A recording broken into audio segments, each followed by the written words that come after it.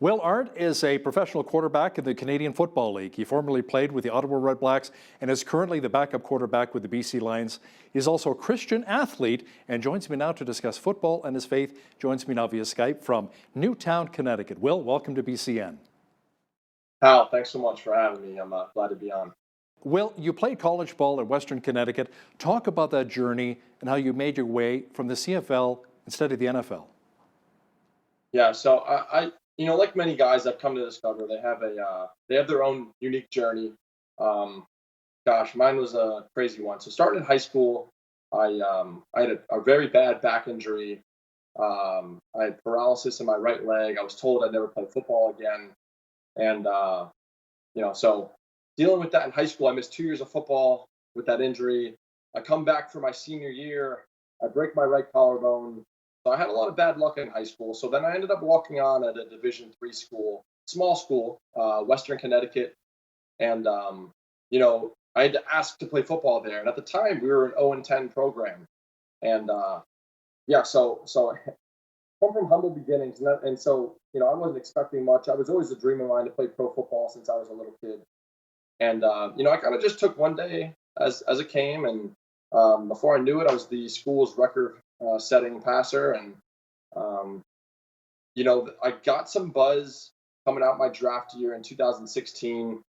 There were some murmurs with some NFL teams, but, I said, man, this is my dream. I got a contract offer from the Calgary Stampeders at the time. And I said, I don't want to leave anything on the table. The CFL is a great league, and let me take what's there. And that's kind of where it began. But like anything else, I think success never is like this. There's always some bumps in the road. And so that brought me here today. I'm still playing professional football, going into really my fourth year with the BC Lions, and, really excited about it. I hope we're able to get this season in. Now, with the new agreement reached between the NFL and its players, which equals more money, even on a practice roster, is it your goal to eventually head south of the border and play in the NFL? I think as a competitor, I ultimately want to be the best version of myself, and I don't know what that entails.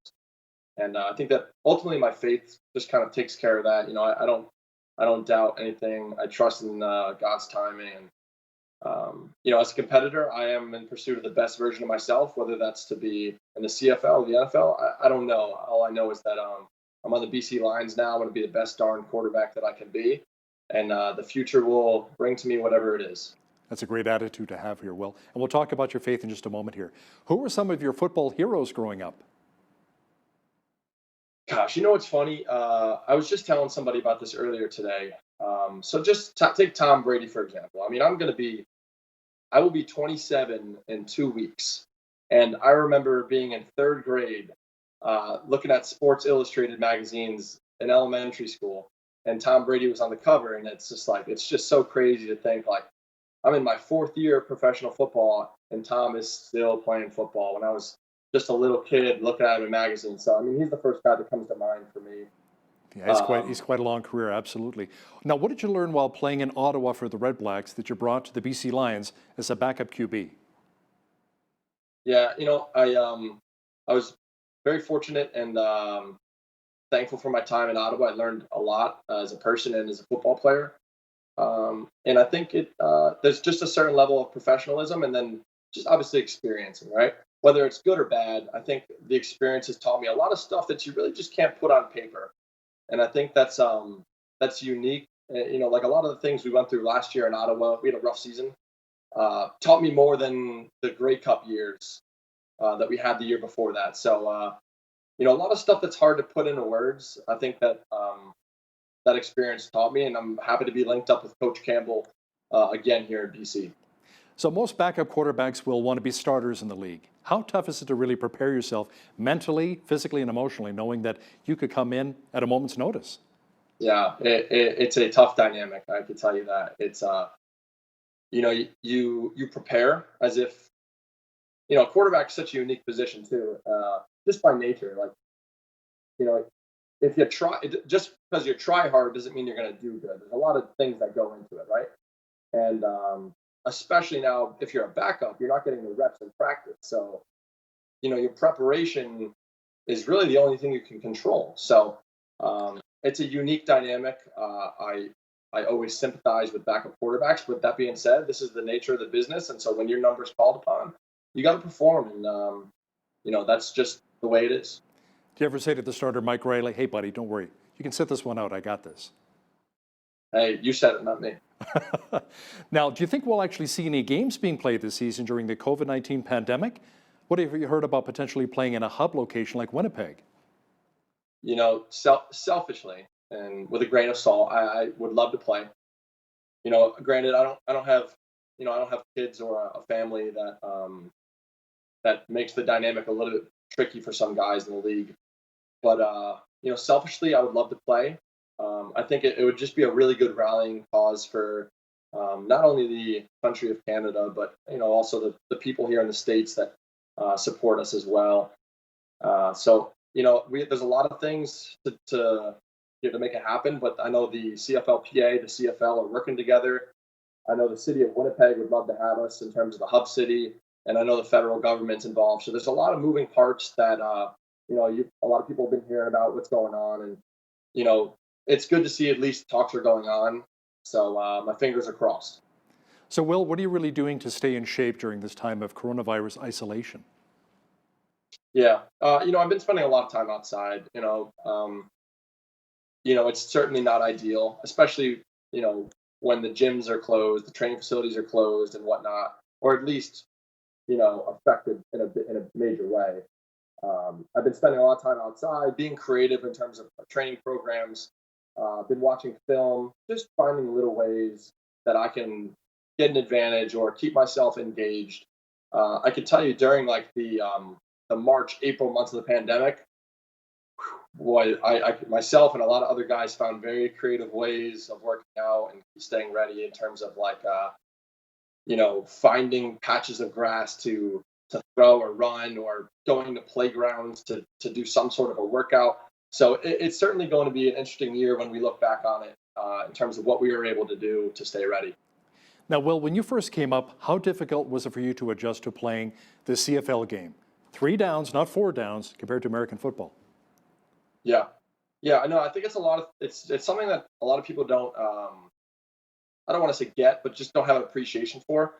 The Canadian game is hard, man. Playing quarterback in this league, you run the ball on first down for 4 yards, and then on second down, let's say you're throwing it to the open guy, but it gets tipped. You're punting. It happens that quick, and you got to be efficient, and you can't have mishaps. So, I have a lot of appreciation for it. I always joke that if I were to go back to American style football, that it would be a lot easier. But I love the CFL game. It's creative. It's fast moving. I'm a big fan of the game and the league, and it's a lot of fun once you understand the nuances of it.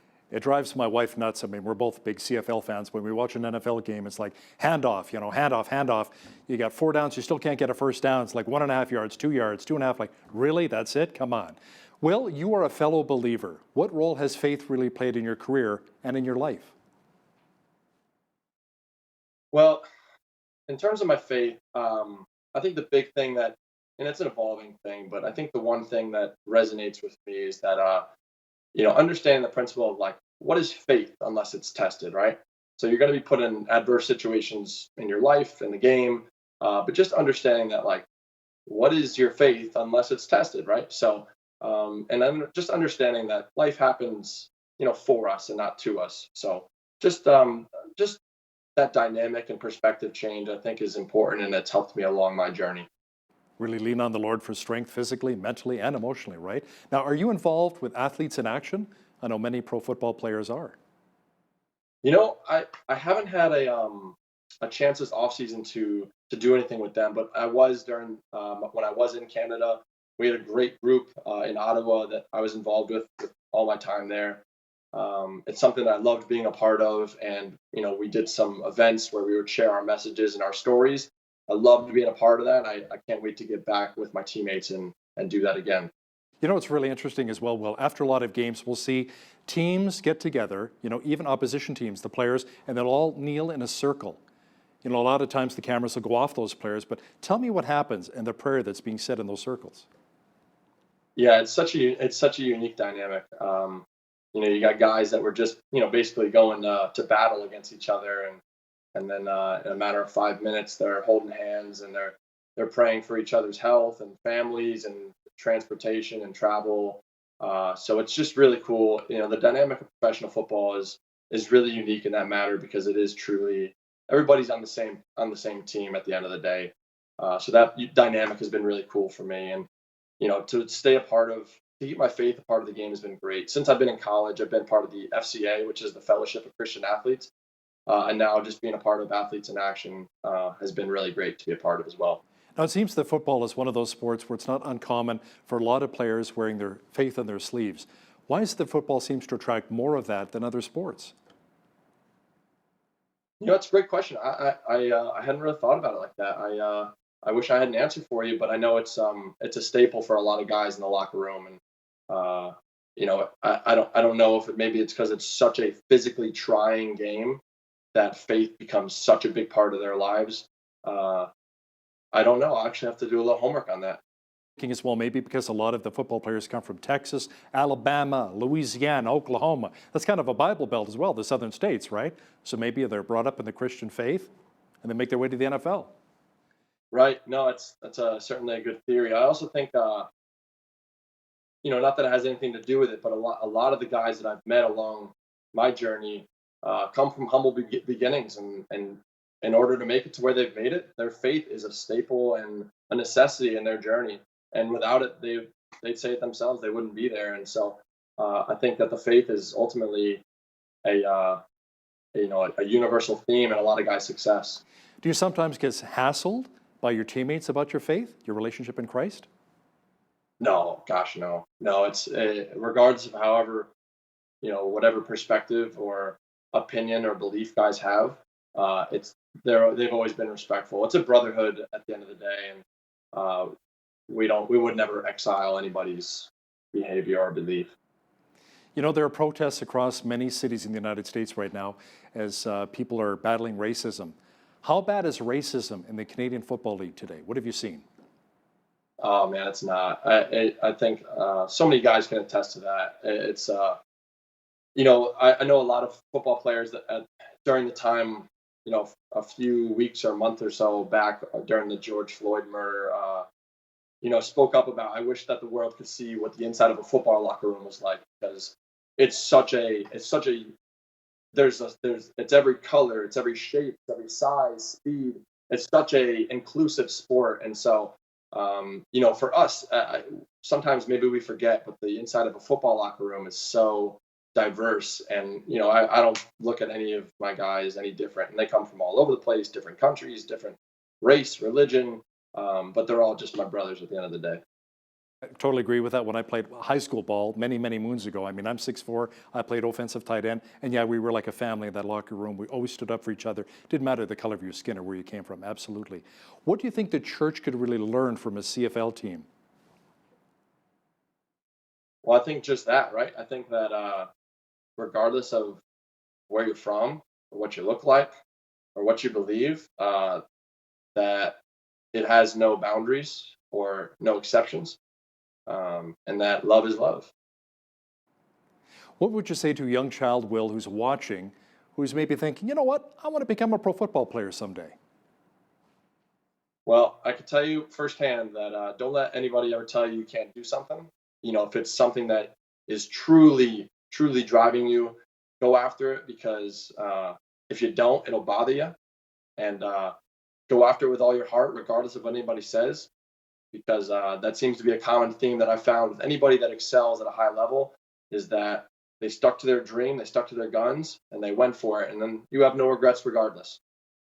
Let me ask you something. How do you deal with disappointment when the coach says, you know what, I'm going to play Mike Riley for the first 5 or 6 games. I'll try and slot you in there, Will, and then he changes his mind. It's like you're preparing, you're ready to go in, you're going to start a game against the Riders, the Stamps, whatever, and then that falls through. How do you deal with that? Yeah, one of the things of playing quarterback is you just don't ride the roller coaster. Just be very stoic, and ultimately a job of a quarterback, take out the X's and O's and the logistics of it. Your job is to exude confidence in your teammates at a very primal level. And so regardless of if I'm in or I'm out, my job is to exude confidence in my teammates that, hey, if I'm playing or if I'm not playing, that I'm ready to go and I'll help our team win. BC Lions backup quarterback and Christian athlete Will Arndt, thanks for joining me today from Newtown, Connecticut. Hal, thanks so much for having me. On behalf of all of us here at BCN, I'm Hal Roberts. God bless, and thanks so much for watching.